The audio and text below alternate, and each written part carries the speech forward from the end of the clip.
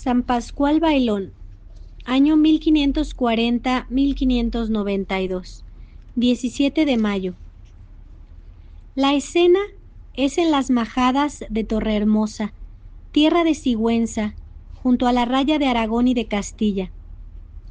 Dos pastores al pie de una encina, el uno sentado sobre un arbusto, el otro en pie con el pecho inclinado sobre la cachava. El primero descalzo con la crespa melena al aire, el segundo con gastadas polainas y montera negra de piel de cordero. Ambos jóvenes, como de 20 años, tostados por el sol, curtidos por el hielo, con el color sano y fresco que dan los aires puros de los altos. ¿Qué discutías el otro día con el Rabadán?, preguntó el que estaba de pie a su compañero. Chico, respondió éste, no recuerdo haber tenido discusión ninguna con él. Pues yo advertí que te hablaba desabrido y hasta oí algunas palabras, necio, cobarde. Era allá abajo junto a la viña de la fuente. Ah, sí, figúrate. Se empeñaba que entrase yo en la viña y que sacase unos cuantos racimos para ambos. Naturalmente le dije que no quería robar. Entró luego él y me ofreció una parte de lo que traía, pero rehusé aceptarlo. Entonces es cuando se puso de mal humor.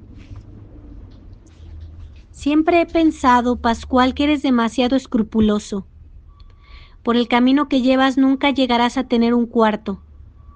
Que una cabra se te mete en un trigo, a decírselo tú mismo al alcalde para que te eche la multa. Que el lobo te lleva un cordero, al amo llorando con la noticia. Y luego, si por acaso tienes 2 maravedises, se los das a esos vagabundos viciosos y holgazanes que pasan por los caminos. ¿Qué importancia puede tener el coger un racimo de una viña? Es tan poca cosa. Es poca cosa, cierto, pero muchos pocos hacen un mucho y pueden llevarle a uno al infierno. Vamos, no nos asustes, hombre, replicó el camarada. Si tú te vas al infierno, el cielo está seguramente cerrado a cal y canto. Te pasas el día rezando. Nunca dices un juramento, nunca reniegas, ni con esas cabras imposibles que parecen de la piel del diablo. Tú no pecas nunca. Mira, dijo Pascual, enseñando a su compañero una cuerda de juncos marinos llena de nudos. ¿Y qué es eso? Siempre te veo con esas cuerdas al cuello o en la mano, y francamente no comprendo para qué las quieres. Pues mira, esta me sirve de rosario. Esta otra no sé cómo decirte. Como tengo mala memoria, con la una cuento mis oraciones y con la otra mis pecados. ¿Tus pecados? ¿Pero cómo pecas tú? ¿Que cómo peco? Pisando esta tierra, hablando, mirando, pensando, descuidando la obligación. Es mala, muy mala esta vida de pastor. Lo mismo digo yo.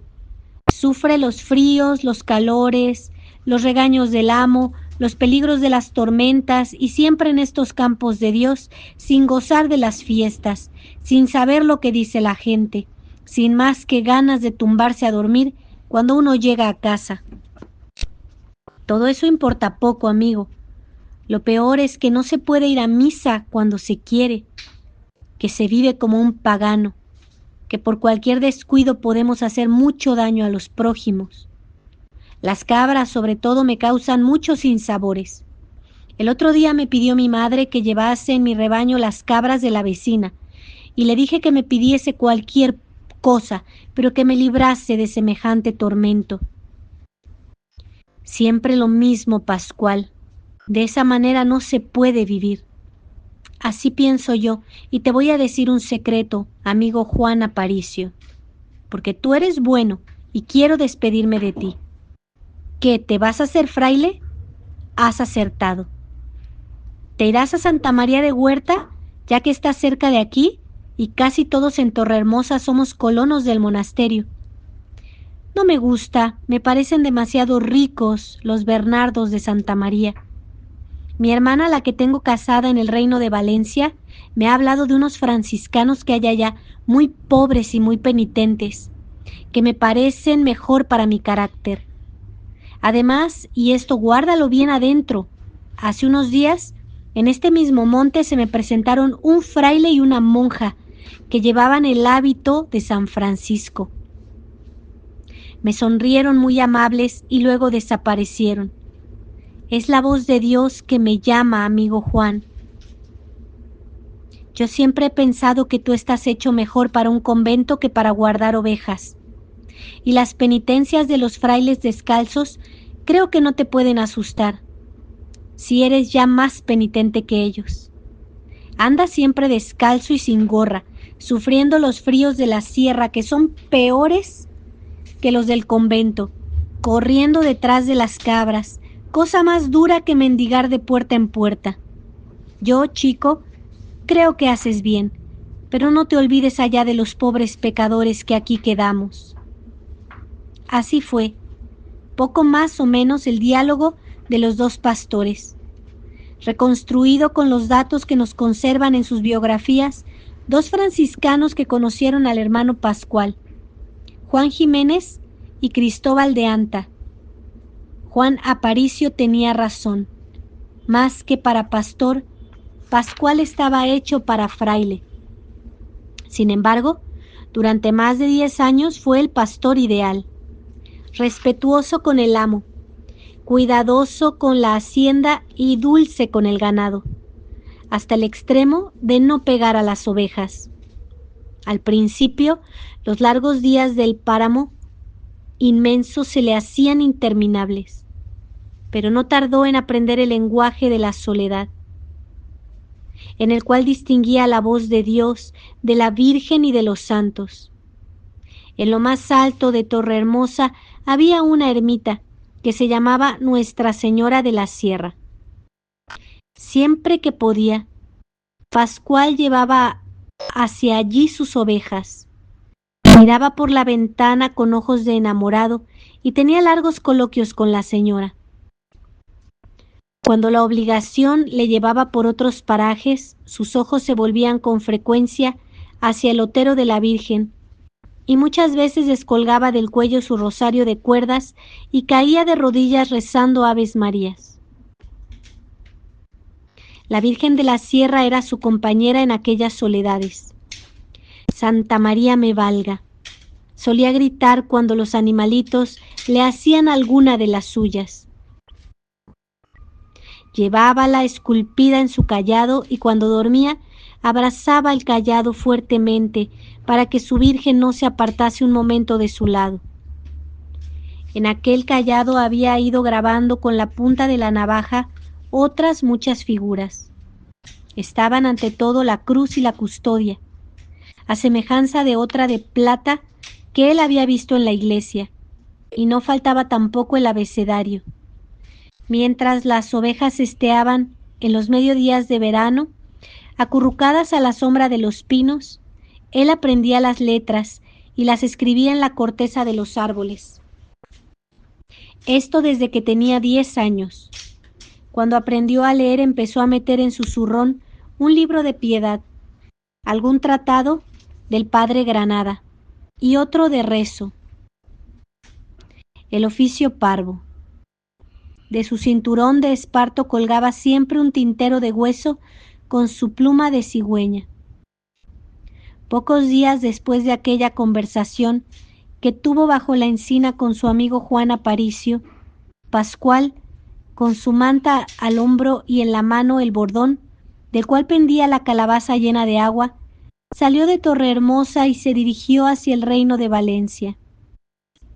Mendigando el pan y durmiendo al raso, llegó a Montfort, donde estaba el convento franciscano de que le había hablado su hermana. Se llamaba Nuestra Señora de Loreto. Llegó hasta la portería y a punto estuvo de tocar la campanilla, pero se vio tan pobre, tan sucio, tan inútil, tan despreciable, que al fin no se atrevió a tirar de la soga. Volvióse triste y nuevamente empezó a apacentar rebaños en los campos cercanos al convento. 4 años más de espera y su pensamiento iba siempre hacia la pobre casa de los hermanos menores. Y su corazón temblaba cuando les veía pasar, y casi se volvía loco cuando el aire llevaba hasta él los ecos del campanillo de la espadaña conventual. Pero él, que era un pastor casi bachiller y que será más tarde un lego, teólogo, se consolaba pensando que también Jacob había servido 14 años por la belleza de Raquel. 14 años. Los mismos que él había corrido tras el ganado, a semejanza de los pastores bíblicos. Iba a cumplir 25 cuando los franciscanos de Loreto le dieron el hábito de la orden. Desde entonces empezó a ser llamado el Santo. Su único vestido era una túnica, y bajo la túnica un cilicio atado con una cadena. Su lecho, la tierra. Su comida, hierbas, pan y agua. No obstante, trabajaba animosamente. Al volver de mendigar por los pueblos levantinos, Elche, Novelda, Aspe, Játiva, Alicante, llegaba con frecuencia al convento con una carga que hubiera hecho tambalearse a un jumento. Trabajó en todos los oficios. Fue portero, hortelano, cocinero y refitolero. Uno de sus mayores deleites era recoger las sobras de la comida para distribuirlas a los pobres. Recemos, hermanos, les decía al llegar con la caldera humeante, y todos caían de rodillas. Después, mientras daba a cada uno su ración, tenía para todos una sonrisa, una palabra buena y a veces un largo sermón. En el refectorio siempre se reservaba la peor parte. La mejor guardábala para los guardianes, los predicadores y los enfermos. Lo mismo cavando que cociendo las versas o cortando el pan, siempre rezaba, meditaba o repetía bellas jaculatorias. «Oh luz sin mancha», decía recordando la comunión de la mañana. «Qué delicias puedes encontrar en un hombrecillo como yo. ¿Por qué has querido entrar en mi pecho y hacer de él un templo de tu majestad?» Cuando había puesto en orden los platos y colocado el pan en su sitio y llenado las botellas, caía de rodillas en el refectorio y rezaba largo rato, hasta que se levantaba agitado por ímpetus misteriosos que le hacían correr y dar voces inarticuladas. A veces su alegría era tal que empezaba a bailar, presa de su delirio místico, delante de una imagen de la Virgen que había en la entrada del comedor. Algunos pudieron creer que por eso se le ha llamado bailón, y yo lo creí en otro tiempo, cuando no sabía más que este rasgo de toda su vida. Pero después se ha averiguado que se llamó Bailón porque era hijo de Martín Bailón, pobre colono de Torrehermosa, y que se llamó Pascual porque nació un día de Pascua Florida. Pero estos dos nombres eran un presagio, porque este humilde lego fue acaso el hombre más feliz de su tiempo. Sus labios sonreían siempre, en sus ojos parecía brillar una luz ultraterrena. Era ciertamente admirable aquella vida dulce, ingenua, seráfica, pero no dejaba de tener sus inconvenientes para la disciplina conventual. Cuando Pascual bailaba delante de la estatua de la Virgen le pagaba el obsequio con una sonrisa. Pero entre los frailes, unos soltaban la carcajada y otros, los más observantes, dejaban escapar severos gestos de reproche. Cuando Pascual dejaba a secar en el claustro su túnica remendada con trapos de todos los colores que él había encontrado por las calles o en los estercoleros, los ángeles bajaban probablemente a admirarla y venerarla, pero el guardián se ponía serio y mandaba retirar de allí la preciosa colgadura. cuando Pascual daba a los pobres todo lo que había en casa, hasta el último pedazo de pan que había en el cesto, hasta los puerros y las coles de la huerta, sentía que en el fondo de su ser alguien le decía dulcemente: al que me diere un vaso de agua, yo le daré el reino de los cielos. Pero el padre procurador se oponía irritado a aquellas divinas locuras. De portero, sobre todo, era comprometedor. Llegaba a una habitación. Padre ministro, en la portería le aguarda un señor. Diga que no estoy. Entonces vuestra reverencia tendrá que marcharse. Diga sencillamente que no estoy, pero si vuestra reverencia está, no lo podré decir. Diré, si le place, que no puede bajar. Después veo unas manzanas en la mesa del padre ministro. ¿Y eso? Pregunta. Ha de saber, hermano, que no las tengo para comerlas, sino para que dejen un poco de aroma en la habitación. Pues mire, padre, replica el portero, yo creo que el religioso que guarda en su celda cosas de comer difícilmente alcanzará el espíritu de perfección. Por lo demás, el hermano Pascual era tan compasivo y bondadoso que jamás andaba con cicaterías en el refectorio. Al contrario, cuando salía, dejaba disimuladamente abierta la puerta para que pudiesen entrar los que necesitaban comer alguna cosa y tenían vergüenza de pedir la llave. Era además dócil, humilde, obediente. Sucedía a veces que los arrebatos místicos le sorprendían en la cocina, y entonces empezaba a gritar y a saltar por encima de los casos, las bandejas y los péroles. 4 hombres eran incapaces de sujetarlo, pero llegaba el guardián y le bastaba decir: hermano Pascual, estése quieto vuestra merced, para que el cocinero cayese en tierra como muerto. Un día recibió en el capítulo una dura reprensión. Veo, le decía el superior, que anda vuestra merced con demasiada confianza, como si tuviese un tesoro entre las manos. Cuide mucho, hermano, porque el oro se convierte fácilmente en barro. Pascual oía de rodillas, con la cabeza inclinada, el corazón y la frente llenos de alegría.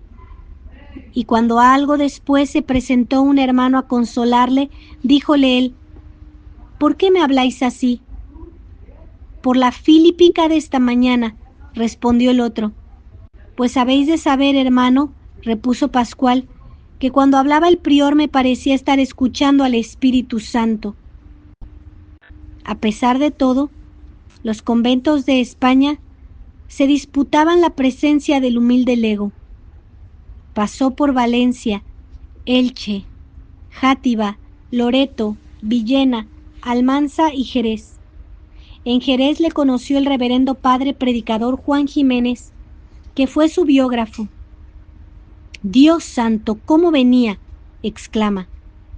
«Vile entrar en la iglesia mientras decíamos la misa mayor, descalzo, polvoriento, sin capa, con solo una túnica vil, andrajosa y estrecha, que parecía un saco. El pobre más miserable no lleva un vestido peor. Después de tomar agua bendita se arrodilló junto al púlpito, besó la tierra, juntó las manos y las levantó a la altura de su cabeza, y así permaneció inmóvil hasta que un fraile salió en su busca. Así viajaba siempre. Recorrió miles de leguas, sufriendo el hambre y la sed, comiendo un poco de pan cuando se lo daban por amor de Dios.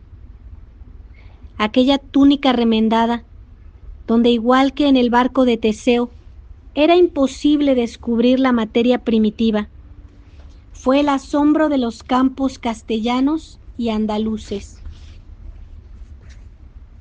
de las llanuras de Francia y de las calles de París. Hasta París llegó el antiguo pastorcillo de Torrehermosa, sembrando el camino de maravillas y de heroísmos. Era preciso llevar una carta del provincial de Aragón al general de la orden. El momento era difícil. España en guerra con Francia, los hugonotes envalentonados, la herejía triunfante, la muerte parecía segura. No obstante, Pascual se puso en camino y caminando de pueblo en pueblo, llegó al otro lado de los Pirineos. Entonces empezaron las aventuras. Aquí lo rodeaban los muchachos arrojándole piedras e inmundicias. Allí le encerraban en un establo, poniéndole a las puertas de la muerte.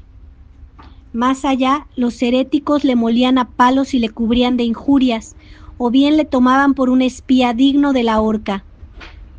Él unas veces callaba, otras discutía y siempre sonreía. Al fin entró en la capital de Francia y cumplida su misión se lanzó de nuevo a los azares de la peregrinación. Llegó a su tierra casi por milagro, pero estaba inconsolable. En una ciudad dominada por los herejes, un hombre se había acercado a él y poniéndole la punta del puñal en el pecho, le había preguntado: ¿Dónde está Dios? En el cielo, contestó Pascual sencillamente. Y ahora decía sollozando: triste de mí, he dejado de confesar la fe. No soy mártir de la Eucaristía por mi olvido, por mi negligencia, por mi cobardía. Debiera haber dicho que Dios estaba en el Santísimo Sacramento. El Santísimo Sacramento fue siempre su devoción favorita. Antes de saber hablar, su mayor alegría era permanecer arrodillado delante del sagrario. Siendo fraile, nada le contentaba como ayudar a misa, y la misa fue su último pensamiento en este mundo. Era el día de Pentecostés. Pascual, ya en su lecho de muerte, preguntó al hermano que le asistía: ¿Han dado ya el signo para la misa mayor? Sí, le respondieron, y su rostro se inundó de alegría. Después debió de ver algo siniestro, pues cogiendo el rosario empezó a clamar: Jesús, Jesús, a santiguarse y a pedir que le rociaran con agua bendita. Al poco rato, cuando la campana señalaba el momento de la elevación, recobrada ya la calma, expiró. San Pascual Bailón, rogad por nosotros. San Pascual Bailón, rogad por nosotros. San Pascual Bailón, rogad por nosotros. Ave María Purísima, sin pecado original concebida. En el nombre del Padre, y del Hijo, y del Espíritu Santo. Amén.